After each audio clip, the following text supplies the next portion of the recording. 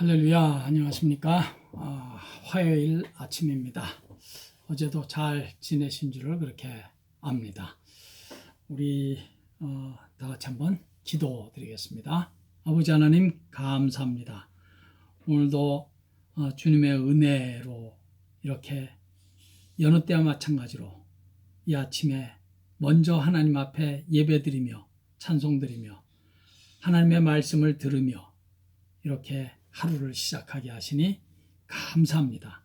오늘도 이 예배를 통하여 저희들의 영혼이 다시 한번 힘을 얻게 하시고, 오늘도 이 예배를 통하여 하나님의 자녀만이 누릴 수 있는 기쁨과 감사와 즐거움이, 평강이, 자유함이 차고 넘치는 복된 이 시간, 이 예배 되게 해 주시옵소서. 시종을 주님께만 의탁드리며 예수님의 귀하신 이름으로 감사하며 기도하옵나이다. 아멘. 하나님의 말씀 우리 읽겠습니다. 하나님의 말씀은 사도행전 6장 8절 한 절만 읽겠습니다. 사도행전 6장 8절. 사도행전 6장 8절. 시작. 스데반이 은혜와 권능이 충만하여 큰 기사와 표적을 민간에 행하니. 아멘. 성경에서 가장 많이 언급되는 단어 가운데 하나는 아마도 은혜라는 단어일 것입니다. 무려 291번이나 언급됩니다. 은혜와 그 비슷한 단어까지 합치면 아마도 500번은 좋게 넘을 것 같습니다. 사도 바울의 서신에서도 말할 것도 없이 은혜라는 단어는 아주 자주 언급되지요. 자주 언급될 뿐만 아니라 아주 소중한 의미로 사용됩니다. 오늘 본문에도 스데반은 은혜와 권능이 충만한 사람이라고 말씀합니다. 그래서 오늘 그리고 내일에 걸쳐서 은혜가 무엇인지를 한번 말씀드려 보려고 합니다. 우리 믿는 사람들도 가장 자주 입에 올리는 말이 아마도 은혜라는 단어 아닐까요? 주님의 은혜입니다. 오늘 말씀의 은혜 많이 받았습니다. 찬양도 참 은혜 있었습니다. 주님의 은혜로 살아가고 있습니다. 주님의 은혜로 이번에 병도 낫고 문제도 해결됐습니다. 등등 말 그대로 참 은혜스러운 말들입니다. 참으로 은혜라는 단어는 우리 그리스도인들의 실제 삶 속에서도, 신앙생활뿐만 아니라 실제 삶 속에서도 깊이 연관되어 있는 단어라고 할 수 있습니다. 은혜라는 단어는 신약 성경에 쓰여진 헬라어로 카리스라고 하는데, 아주 간단하게 정의를 하자면 자격이 없는 자에게 주시는 일방적인 하나님의 선물, 그렇게 말하고 싶습니다. 어떤 나의 노력의 많고 적고를 떠나서 나의 자격이 있고 없고 이런 것과는 상관없이 자격이 없는 자에게 베푸시는 일방적인 하나님의 선물, 그것이 은혜입니다. 그러니까 탕자가 아버지 집을 떠나서 재산 다 탕진하고 아버지 집에 돌아왔는데 아버지가 아무 조건 없이 그 아들을 받아주었습니다. 그것을 은혜라고 하는 것입니다. 탕자가 그 어떤 노력을 했다고 해도, 무슨 자격을 갖추었다고 해도 아버지가 받아주지 않으면 탕자는 아버지 집에 들어갈 수 없습니다. 그런데 아버지가 아무 조건 없이 그냥 받아주시니까 탕자는 아버지 집에서 당당하게 아들로서의 삶을 다시 살 수 있게 된 것입니다. 그것을 은혜라고 하는 것입니다. 세리장 삭개오를 보고 예수님께서 말씀하셨지요. 삭개오야, 내려와라. 내가 오늘 네 집에 유하여야 하리라. 삭개오가 예수님을 집에 모실 수 있는 특별한 자격을 갖췄습니까? 아니면 특별한 어떤 공로가 있습니까? 아닙니다. 그냥 예수님께서 먼저 삭개오를 보시고 먼저 불러주시니까 삭개오는 그날 예수님을 만난 것이고, 구세주 예수님을 자기 집에 모실 수 있는 영광을 그날 누릴 수 있었던 것입니다. 그걸 은혜라고 하는 것입니다. 자격이 없는데 마치 자격이 있는 자처럼 여겨주셔서 베풀어 주시는 하나님의 일방적인 선물, 그것이 은혜입니다. 룻기서의 룻을 보십시오. 그녀는 이방신을 섬기는 모압 땅의 여인입니다. 이 여인이 시아버지 죽고 남편 죽고 동서는 자기 고향 모압 땅으로 돌아가는데 룻은 굳이 안 돌아가겠다고 합니다. 자기는 시어머니 나오미를 따라서 어디든지 갈 것이고 시어머니가 섬기는 하나님을 무슨 일이 있어도 자기는 끝까지 섬기겠다고 합니다.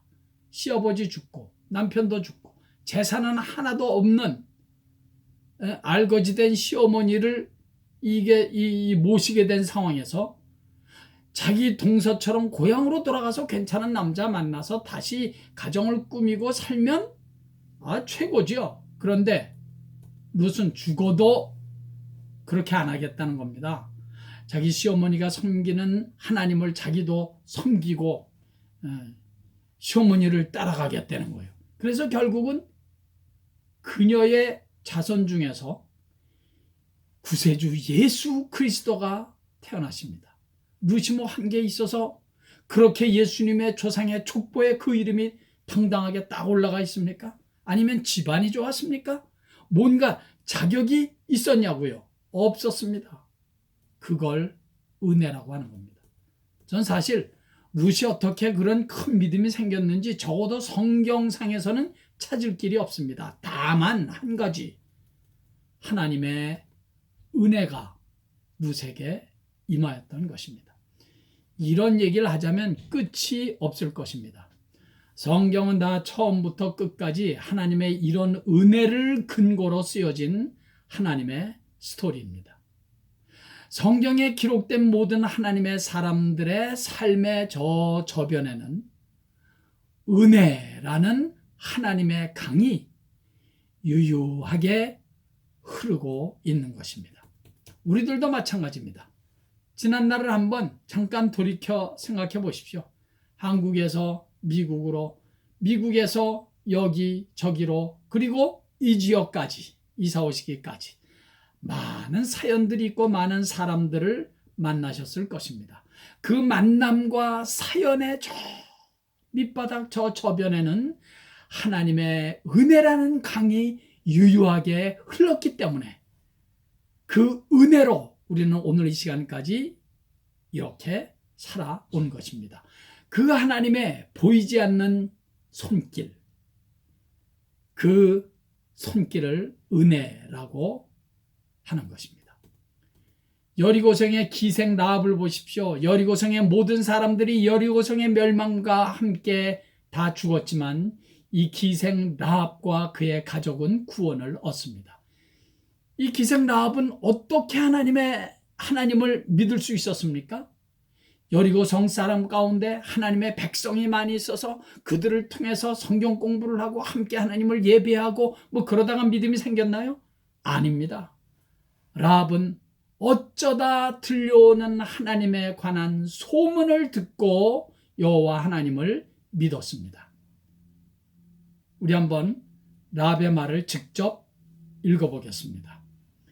이는 너희가 애굽에서 나올 때에 여호와께서 너희 앞에서 홍해 물을 마르게 하신 일과 너희가 요단 저쪽에 있는 아모리 사람의 두 왕 시온과 옥에게 행한 일, 곧 그들을 전멸시킨 일을 우리가 들었음이니라. 우리가 듣자 곧 마음이 녹았고 너희로 말미암아 사람이 정신을 잃었나니 너희의 하나님 여호와는 위로는 하늘에서도 아래로는 땅에서도 하나님이시니라. 예전 성경에는 너희 하나님은 상천하지의 하나님이시니라. 성도 여러분, 이게 소문 한 가닥을 듣고 여호와 하나님을 만나고 믿은 자의 신앙 고백이라는 것이 놀랍지 않습니까? 이런 라합 같은 분이 천국에 있는 한 나는 성경을 잘 가르쳐주는 사람이 없어서 믿지 못했네. 뭐 우리 집안은 뭐 불교 집안이라서 뭐 예수 믿는 거랑은 뭐 전혀 거리가 멀어서 그래서 나는 못 믿었네. 이런 핑계가 하나님 앞에 서는 그날에는 통하지 않을 것입니다. 라합이 천국에 있는 한, 한마디로 라합은 비록 소문이지만 그게 믿어지니까 믿은 것입니다. 믿어지니까 믿는 거, 그걸 여러분 은혜라고 하는 것입니다. 성도 여러분, 이것도 우리끼리 얘기지만 믿지 못하는 사람들은 믿어지지 않으니까 믿지 못하는 거예요. 믿는 사람은 믿어지니까 믿는 겁니다. 뭐 머리가 좋아서 IQ가 뭐 높아서 뭐 종교성이 좋아서 믿는 것이 아닙니다. 그냥 믿어지니까 믿는 거예요. 태초에 하나님이 천지를 창조하셨다고 성경이 말씀하는데 그 말이 그냥 믿어지니까 그냥 믿는 거예요. 예수님께서 십자가에 못 박혀 돌아가셔서 내 죄가 용서되었고 죽으신 지 사흘 만에 다시 부활하셨다는 사실이 그 많은 사람들에게는 죽어도 안 믿어지는데 믿는 자들에게는 그냥 아무 스스럼 없이 믿어지니까 믿는 겁니다. 이걸 은혜라고 하는 것입니다. 하나님의 은혜가 아니면 별말을 다 들어도 보아도 믿지 못합니다. 그러므로 사랑하는 성도 여러분, 이 성경 말씀이 믿어지신다면 그것이 가장 크고 좋은 은혜인 줄 아시고 감사 또 감사하십시오. 하나님의 은혜로 믿어지니까 믿는 것입니다. 오늘도 스데반 집사님에 관한 본문을 읽었습니다마는 이제 승질난 군중들이 스데반 집사님에게 돌을 던집니다. 조금 있으면 7장 이제 마지막 부분. 스데반이 돌에 맞아 죽을 때까지 저들은 돌을 던졌습니다. 그런 상황에서 우리는 스데반의 기도를 기억합니다. 예수님께서 십자가를 지실 때 하던 기도와 매우 흡사하죠. 주여 이 죄를 저들에게 돌리지 마시옵소서. 자기를 죽이기 위해 돌을 던지는 저 포악한 군중들의 죄를 용서해달라고 기도한다는 게 여러분, 그게 가능한 일입니까? 인간적으로는 불가능합니다. 그런데 가능합니다. How come? 하나님의 은혜가 임하면 가능합니다. 그걸 은혜라고 하는 겁니다. 도저히 불가능한 말, 도저히 불가능한 기도, 도저히 불가능한 행동이고 불가능한 결정인데 감히 하더란 말입니다. 어떻게? 하나님의 은혜가 내게, 우리에게 임하면. 여러분, 이제까지 혹 내가 믿음을 지키고 말씀을 순종함으로 참 내가 나를 봐도 참 그건 정말 잘했다라고 생각되는 어떤 결정이나 일이 있었다면 그게 바로 하나님의 은혜에 힘입어 나 같은 사람도 우리도 감히 할 수 있었다는 사실을 잊지 마시고 또 감사하시기 바랍니다. 그러므로 성도 여러분, 혹시 용서가 안 되는 사람이 있습니까? 뭐 오죽했으면 용서가 다 안 됩니까? 오죽 화가 났으면. 그러나 하나님의 은혜가 임하면 그 누구도 용서할 수 있습니다. 그래서 우리 하나님의 자녀들은 늘 하나님의 은혜를 간구하며 살아야 합니다. 하나님의 은혜만 임하면 다 할 수 있으니까. 여러분들께서 실망하실 줄 모릅니다만 저보고 지금 다시 파라과이든지 베트남에 가라고 하면 전 이제 못 갈 것 같습니다. 엄두가 안 나요. 그때 내가 거기를 어떻게 갔나 싶어요. 가족을 다 데리고 애들 다 데리고 거기를 어떻게 갔나. 지금은 못할 것 같아요. 그런데 그땐 갔단 말입니다. 하나님의 은혜가 임하니까 할 수 있었던 것입니다. 이따금씩 제게 와서 뭐 그렇게 말하는 사람이 있죠. 뭐 미국의 그 좋은 환경을 떠나서 어떻게 파라과이 베트남 같은 나라를 갔냐고요. 믿음이 좋아서 뭐 성령이 충만해서 뭐 희생을 각오하고 뭐 참 대단하십니다. 저는 그런 말을 들을 때마다 쥐구멍이라도 찾아 들어가고 싶은 심정입니다. 이건 절대로 겸손의 말이 아니라 정말 제 심정이 그렇습니다. 왜냐하면 나는 할 수 없었으니까. 저 인간적인 힘이나 인간적인 각오나 뭐 결심으로는 절대로 못하는 걸 내가 아니까. 그러나 하나님의 은혜가 임하니까 하는 겁니다. 하나님의 은혜만 임하면 못할 일 없습니다. 그러므로 우리 모두 하나님의 은혜를 늘 간구하면서 살아야 합니다. 하나님의 은혜로 내가 이것도 할 수 있게 하시옵소서. 하나님의 은혜로 내가 저것도 할 수 있게 하옵소서. 은혜가 임하면 못할 일이 없는 줄 믿습니다. 하나님의 은혜로 살게 해 주시옵소서. 그런 기도는 얼마나 중요한지. 종교개혁자 캘빈의 말을 빌리자면 이것이야말로 불강력적인 은혜, irresistible grace, 불강력적인 은혜, 저항할 수 없는, 거부할 수 없는 은혜라는 것입니다. 우리가 뭔가 한 것이 있다면 그건 우리가 거절할 수 없는 하나님의 강권적인 은혜가 임했기 때문이라는 사실을 기억하시고 그저 감사하시고 그 하나님을 찬양할 수 있기를 간절히 바랍니다. 하나부터 천 가지 만 가지가 다 하나님의 은혜입니다. 그래서 사도 바울이 외치는 거 아닙니까? 나 된 것은 하나님의 은혜로라. 고린도전서 15장 10절 말씀 들어보십시오.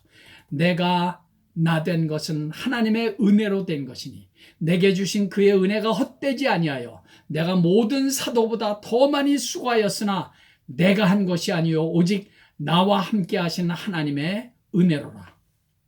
사울이 사도 바울이 되기까지 모든 것이 하나도 빠짐없이 다 하나님의 은혜로 되었다는 것입니다. 나 된 것은 하나님의 은혜로다. 은혜 아니면 우리는 아무것도 할 수 없었고 은혜 아니면 우리는 이렇게 하나님을 예배하는 자리에 있을 수도 없습니다. 앞으로도 그런 하나님의 은혜가 늘 우리와 나와 함께 하실 것이기 때문에 우리는 늘 소망이 있고 당당하게 이 땅의 삶을 살아갈 수가 있는 것입니다. 남은 평생 이런 은혜를 받은 사람답게 이런 은혜가 앞으로도 계속 임할 사람답게 감사하며 찬양하며 살아갈 수 있는 우리 모두 되기를 예수의 이름으로 간절히 축원합니다. 할렐루야. 우리 찬양 한 장 드릴까요? 은혜 아니면 나 서지 못하네. 예전에 한번 불렀던 것 같은데 은혜 아니면 나 서지 못하네. 십자가의 그 사랑 능력 아니면 나 서지 못하네. 은혜 아니면 나 서지 못하네. 짧은 찬양이고 원래는 이게 노래가 원곡은 길어요. 근데 그 중에서 아마 후렴의 한 부분을 뽑은 것 같습니다. 어쨌든 우리 한번 다 같이 찬양 드리겠습니다. 은혜 아니면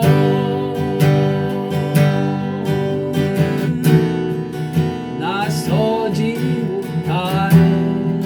십자가의 그 사랑, 십자가의 그 사랑 능력 아니면 나서지 못하네.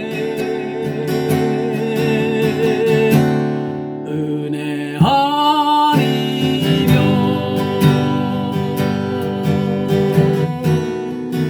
나서지 못하네.